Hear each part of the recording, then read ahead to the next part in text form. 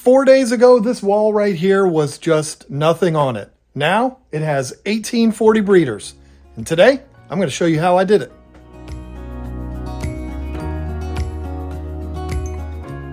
So if you're not familiar with what's going on here, for the last few weeks, I've been documenting the fish room build here in our almost 200-year-old barn. We're taking this section of the barn, filling it full of aquariums, and we're going to start selling fish on our website again. Website's keepfishkeeping.com. We sell a lot of stuff on there already, but we're going to be adding fish to this. I'm super excited, and this rack here was just the next phase in this project. I've already done the snail room, which was last week, and I wanted to address that snail room for a second because I'm portraying it as if it's only going to be snails in there. No, there's going to be fish in there too. There's 36 tanks in there. That is where all of the snails are going to be, but we're also going to be putting fish in those tanks too. So it's going to give us a total of 159 aquariums that are going to have fish, plants, and snails in them. So I don't know if that clears it up or not, but that's not going to be a primary room where we're going to put fish, but it's going to serve as kind of an overflow for fish if we need it.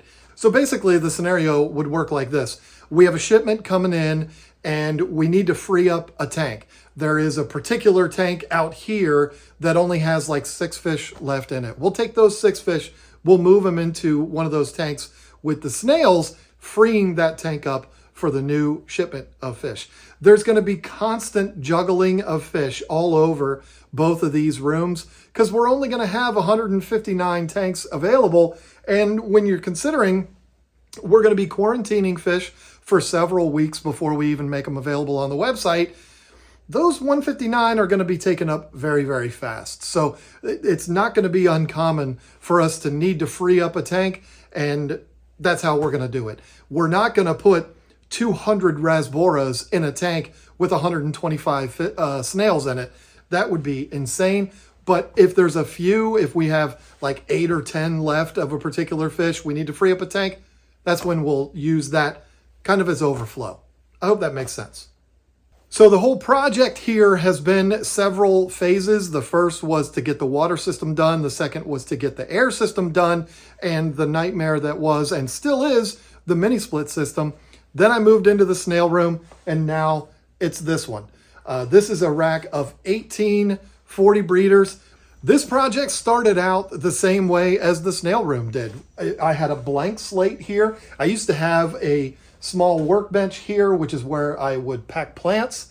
And then we had a little tub down here too. I moved all that out of the way, clearing this wall completely, and got to work on building this rack. Hey, real quick, I was just editing the video of my recap of this whole rack here and realized that I neglected to talk about a big part of this particular phase of the project. I just didn't talk about it, and it wasn't because I was trying to hide it or anything. I just kind of skipped over it, and I don't really know why, and that is the plumbing or the water and air supply pipes going across the ceiling in here. I had to do the exact same thing that I did in the snail room. I had to run both pipes all the way down the entire rack, and then I had to individually tap every single one of these valves into the pipes to be able to supply the water and the air to each one of these tanks. But this is where I made an error that just made me go, oh, God, are you kidding me? I don't even know how I did that. Actually, I know how I did it, but I'm kind of embarrassed by it. But anyway, when I was going through and drilling all of those, I laid everything out. I measured everything out. I had it all set up really nice. And I was going with the exact same routine that I did in the snail room, which is every single section gets 2 valves, one for the top row of tanks and one for the bottom row of tanks. That's how it was in the snail room. And I did the entire thing that way, hung it up on the ceiling, got it all looking pretty. And it wasn't until I was putting these tanks into place that I realized, oh, what have I done? I only put 2 in every single section, and this rack has 3 tanks. So stupid. I don't know how. I mean, I know how. It just skipped my mind. It is what it is. Getting old sucks sometimes. So I ended up having to go in and on a ladder drill and tap the third valve in each section. So it's really not that big of a deal. It's only 6 sections wide, 2 in each one. So it was only 12 additional valves. And so while I was up there running the air lines and the water lines and all of that down to the tanks, I just popped in the third valve in each section. It's the exact same thing I did down on the ground, except this time it was up overhead.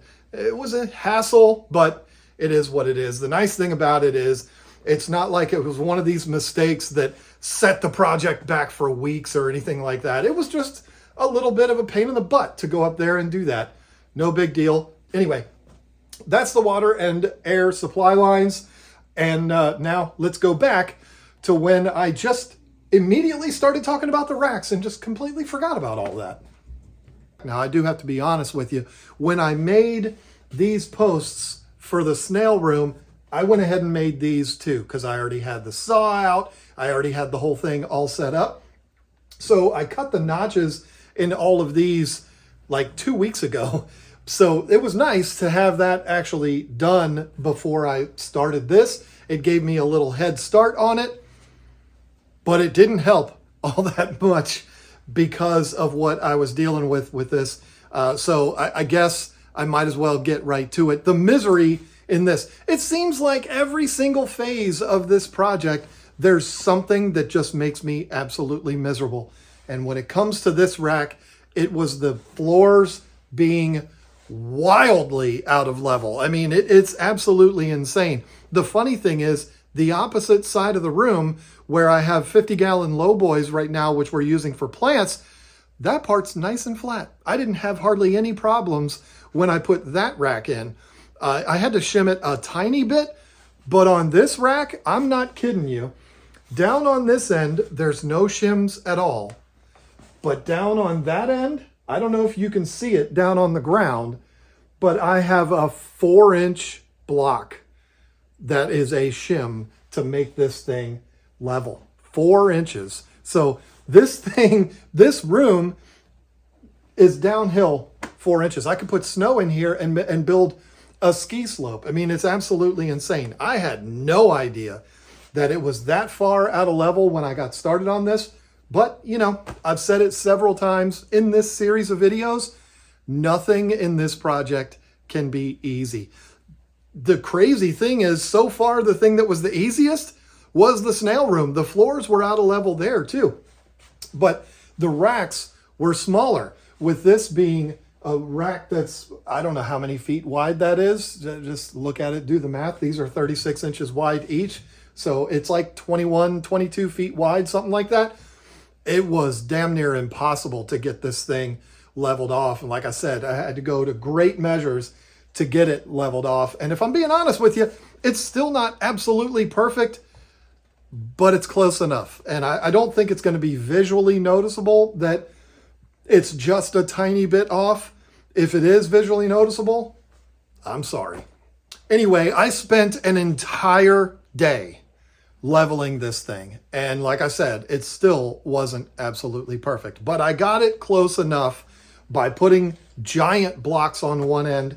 And I basically had to cut every single one individually. I had to get this whole thing leveled off and then measure blocks for each leg going all the way down. It was a huge pain in the ass. And so much so, in fact, that I am not going to build racks like this for the next 2 phases, the final 2 phases of this project. It's not the rack's fault. It's just that with these being notched the way they are and stuff like that, there's no adjustability to them at all. So it made it really, really difficult. So for the last racks that I'm going to be building here, I'm going to piece those together piece by piece and build the rack in place completely leveled off, which is how I should have done this one. Now that poses a problem whenever we do eventually move out of here. We're basically not going to be able to use those racks again because they're going to be made specifically to the floors in here. but that's okay. I would rather do it that way than go through what I went through on this rack to get it leveled off. It was a huge pain. I'm not kidding you. It was a real problem, but it's level now. It looks ridiculous if you pay attention to the bottom of all of the racks, but what are you going to do? The tanks are going to be level. That's really all that matters. It was a struggle to get through it, but it looks good enough. Now, I didn't really spend any time talking about this, and I've talked about this in past videos. I'm not doing these particular videos as like tutorials on how to build racks or anything like that. I will be doing a video down the road specifically about building racks. I'll show you how I built this style, the style in all of the snail room, all of those racks. And then the next couple of racks that I'm going to build, I'll show you those too, to give you an idea of what it's like to build fish tank racks, how to do it, how to get the measurements and all of that. And I guess one of the bonus features of that video is going to be, I'm going to show you how to build racks on floors that are wildly out of level. So basically, you know, it'll teach you everything you need to know about building racks. But that's not what these are for. And I will go into more detail in that video too about cutting these notches. The notches are a lot of fun to cut. I'm not going to lie to you. Just running that circular saw through over and over and over again, and then chiseling it all out. I don't know. There's something really satisfying about doing that, but it is a challenge. And if you're not somebody that appreciates that kind of thing, then you might want to skip that part of the future video and just move on to how to build them without these notches. But I don't know. The notches are cool. They're fun to make. But again, with the lack of any kind of adjustability in it at all, it does make it kind of screwy if your floors are out of level. But anyway, I'm done ranting about that. The rack is in, it's solid as a rock. It's attached to the wall, it's attached to the floor. It ain't going anywhere, and it's as level as I could get it. Now, another thing, if you watched the snail room video that you're not gonna see here, and you may wonder why, there's no plywood on the bottom shelves or on the shelf for the aquariums to sit on. And that's because it doesn't need it, because each section here holds the tank, and there is a 2x4 that goes all the way around supporting the entire bottom frame of each one of these tanks. So the plywood would actually be a complete waste of money and a waste of time to do it. Would it hurt this? Of course not, but it's completely unnecessary to do that on a rack like this. But in there, where we had 4 tanks going across each span, turned sideways, it was definitely necessary in there. But in here, not at all. Now, when the racks were done, I had to complete the part of the project that I've expressed in the past is my least favorite thing to do. But this time, it went very, very smooth. It went smooth with the snail tanks too. It was just there was so many of them. There was 36 over there versus 18 here. So half the tanks, yeah, they're bigger, but it really isn't that big of a deal. It's still half the tanks. I'm talking about drilling all of these tanks. And I'm going to say the same thing that I said last week. Drilling aquarium glass is not as big a deal as people may think. I completely understand that it's an intimidating thing to do. And if you have a really big tank that you paid, you know, the $1,000 for and you're drilling it, I totally understand why you would be nervous. But it's really one of those things. I'm not going to go on the whole rant again, but it's one of those things where you're going to worry about it and drive yourself crazy. But then when you finally do drill it, you're going to be like, well, that was no big deal at all. And it's really not. It's very, very simple to do if you have the right equipment to do it with. I bought that expensive drill bit. I said in that video that I thought it was like 80 bucks. No, it was like $100 for that drill bit. But let me tell you something. I drilled 36 tanks in the snail room and 18 here, and the drill bit is still running like it was brand new. I mean, it is rock solid. It's worth that money. Now, if I was going to be drilling one tank in my fish room that's like in my living room or something like that, would I go for the super high-end drill bit? Probably not, unless I'm like, well, I'm going to drill this one, but then I'm also going to be drilling that tank in the future and another tank, and then maybe I would. But for me, drilling, I mean, it's going to be 159 holes, I really did think it was necessary to go with the high-end bit, and I'm glad I did, because that thing's, I mean, it took me maybe 2 hours to drill all 18 of these, and that is completely taking my time. And just like with the snail room, I had to go out and pull every single tank off of the trailer, dump all the leaves out of it, dump the water out of it, bring them in here, and then drill each individual one. So that did make it take a little bit longer. I dream of a day where we're doing this in a big warehouse and I can just lay all the tanks out and just go tank to tank to tank, drilling them.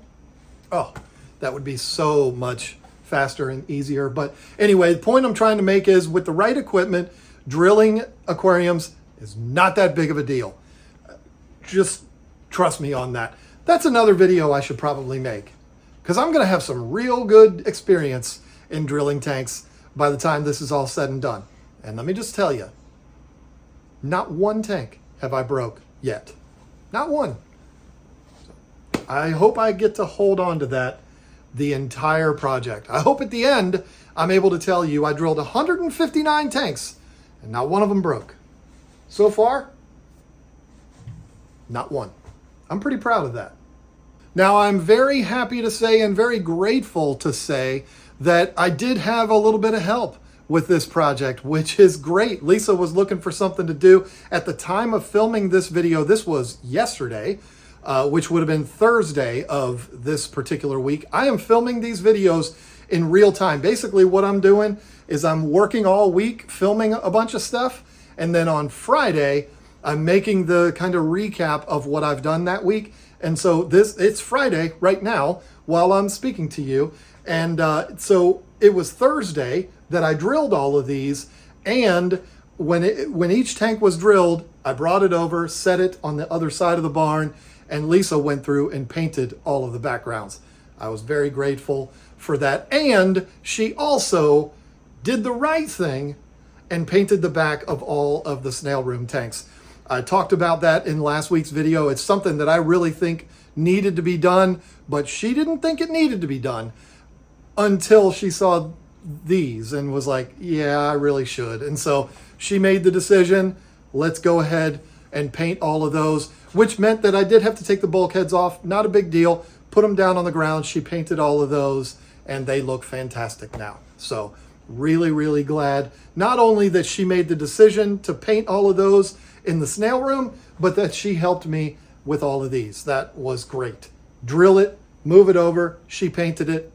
Good to go. And what that meant was this morning I was able to come out here and just get started on hooking everything up, getting them all into place, and all of that good stuff. And this is what happens when you're filming a video and you have lights on a timer. They just go off halfway through the video. I don't even know if you were able to notice a difference in the lighting, but who cares? This is not supposed to be some big fancy production here. So this morning I came out, like I said, got all of these sponge filters hooked up. I don't know which tanks you can see and which ones you can't.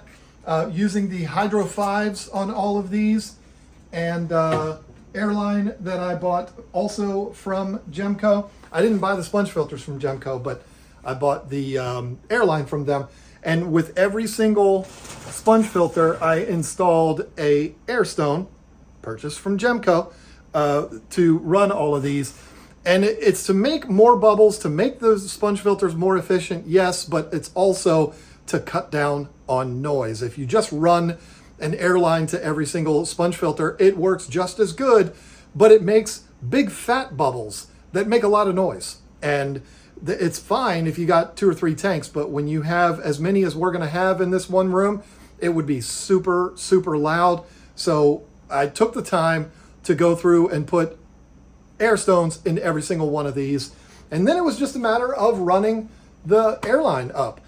For the water supply and the airlines, I use the same airline. It is just the silicone flexible airline. I think I have the spool here.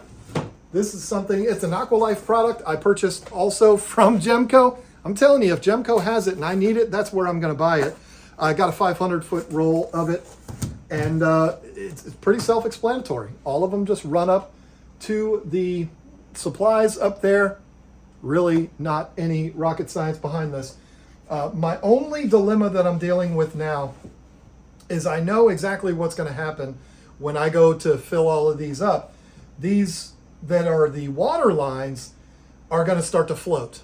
And so I am going to have to figure out some kind of a way to keep them down in the tank. I might just wrap some lead around the ends of every single one of them or something like that. I'm not 100% sure how I'm going to do that, but just to keep them down in the tank, that's probably what I'm going to end up doing. Taking the plant lead and just wrapping it around shouldn't be a big deal.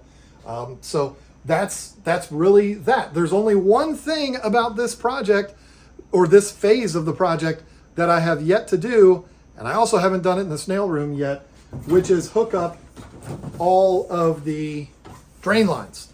I got the drain in. I didn't even mention that. The drain was just a straight shot going all the way down the room. So there was really nothing to talk about there. 3-inch PVC, just like I used in the snail room. Went through and drilled all of the holes in that. And those holes are going to receive this black hose from the drains. The problem is, and I didn't realize this going into it, I've worked with similar hose in the past, 1/2-inch hose, and I didn't have this problem before, but these are the elbows that go on the back of all of the bulkheads, and the burr doesn't hold it in there. It's not the elbow's fault. It's this hose is a little more rigid than the hose that I've used in the past. The hoses that I've used in the past are more like this. It's like flexible, and it's a tad bit undersized, just like Airline is, so that when you put it over one of those burr tips, it stretches over it and holds it in place. You don't need any kind of mechanical fasteners or anything like that. This hose is a lot more rigid, and so it doesn't hold it in there. So not a big deal. I just have to go and buy 159 1/2-inch hose clamps. It is what it is. I'm not going to stress out about it. So I was going to put those in, or put all of this in, just before making this video so that I could actually say that this is completely done and ready to fill up with water. But I didn't want to go run to the hardware store to get 150 hose clamps, 159. So, and I don't even know if my local hardware store is going to have that many. I might need to go to Lowe's or both places and completely clean them out. I don't know. So I will be installing the drains once I get those. So anyway, that's this rack. Oh, I forgot to talk about lighting. I have had a couple of people in the comments ask about what we're going to be doing for lighting for these tanks. And I'm going cheap when it comes to lighting. I'm not going to be putting Fluval 4.0s on all of this, which would be really nice, but also double the entire budget of the project. I'm just going to be using very cheap Amazon strip lights, LED strips. I've used them in the past. In fact, the ones that just turned off while we were talking here are those lights. They come in like a 10-pack for, I want to say it was like $150 for 10 8-foot long lights. I've used them. They work great. We've got them back in the back, in the cat area, and I've got some right here, and they work really, really well. Are they the prettiest things? No. Do they fall off of their little clips all the time? Yes. I am going to have or figure out a way to fasten them more securely to the racks, but that's what I'm going to use. I already bought them. I just haven't put them in yet, because my list of things that still need to be done is 1.5 miles long. And that's one of the things that's on it, is going to be putting in those lights. And I feel like when all of the racks are done, I'm going to go through and put lights in all of them. And then that's just going to be that. I don't know if I'm going to be putting any lights on the very top. I think I'm probably just going to run a strip through this rack here, which will light both the middle row and the bottom row. I mean, this is not for show. This is not to impress people. I'm not going to have customers coming here to look at this. So really the lighting just needs to be there so that I can see the fish and make sure everything's good with them. If it's dark in there and there's a problem with fish, I wouldn't even be able to notice that. So lighting them up so that I can see that is really all that matters. And these top tanks are right next to lights. I don't know if you can see them, but the lights are, you know, they're offset, but they light those tanks up enough where the top row is not going to be an issue, but these down here going to be a little darker, so I will put those cheap lights. I hate buying stuff off Amazon, but what else are you going to do? I mean, they're cheap. They suck, but they're cheap. I don't know. All right, where was I? I just got a phone call, and I'm recording this on my phone. So, I don't know. I was talking about lighting. I don't know. Yeah, I mean, there's really nothing left to talk about here. This rack is done except for the lights and the drains. Next thing I'm going to be doing is moving on to the opposite side of the room. You know, the one that is not 4 inches out of level. I'm going to be removing that rack of 20 longs that we have that we're not using anymore. I'm going to be moving my other rack down and then building a new rack in its place. And also, that's when I'm going to be finalizing all of the drains in here so that I can actually fire these up. Because the drains right now, they just run to that corner and they're just there. And so in order to run this system and run it properly, I need those drains to be installed, and I won't be able to do that until next week. So once that's in, I can actually fill these up and fill up the snail room and all of that and actually get going with this thing, which is really, really cool. Get them moving, get them coming to life in preparation for getting snails, why? My brain is just blowing up. Getting fish probably like a month from now, which is insane. And it is a very stressful deadline, but we'll make it. I got a few more racks to build, including the big one, which is actually going to go where you are right now, at least where the camera is.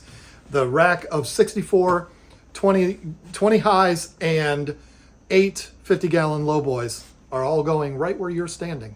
And that's going to be exciting. I'm not looking forward to drilling all of those, but the next phase is that rack of 24 20 gallons with the 3 lowboys underneath, and then you'll see. It's coming next week. You'll see exactly what I'm going to be doing. So really excited about that. This place is coming together, and it's very exciting. It's exhausting, and it doesn't help that I haven't gone Christmas shopping for my wife yet, and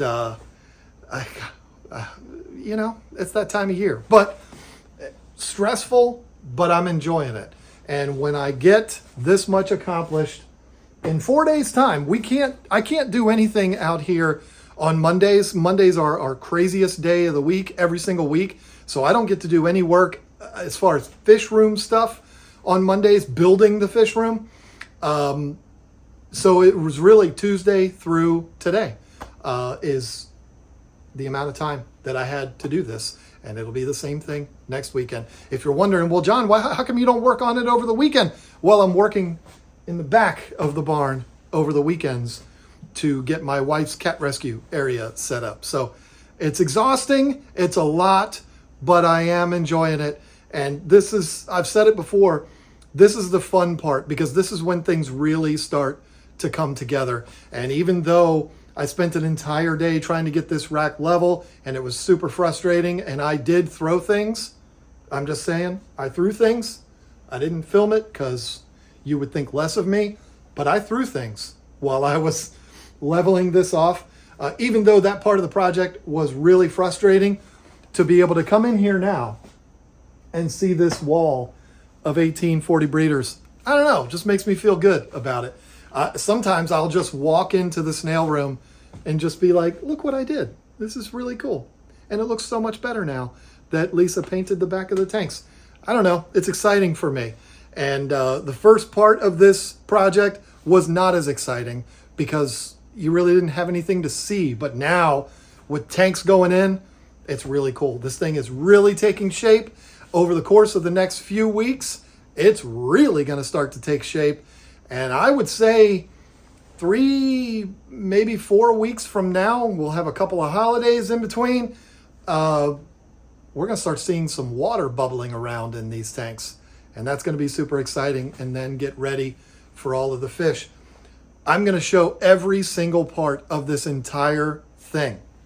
When we get in our first import of fish, when we get in our first domestic fish, domestically bred fish, all of that is going to be documented on these videos. So you want to talk about the exciting stuff is coming? Oh yeah, that's going to be the really exciting stuff. So can't wait to share all of that with you. Thank you so much for coming along this ride with me. It's been a ton of fun.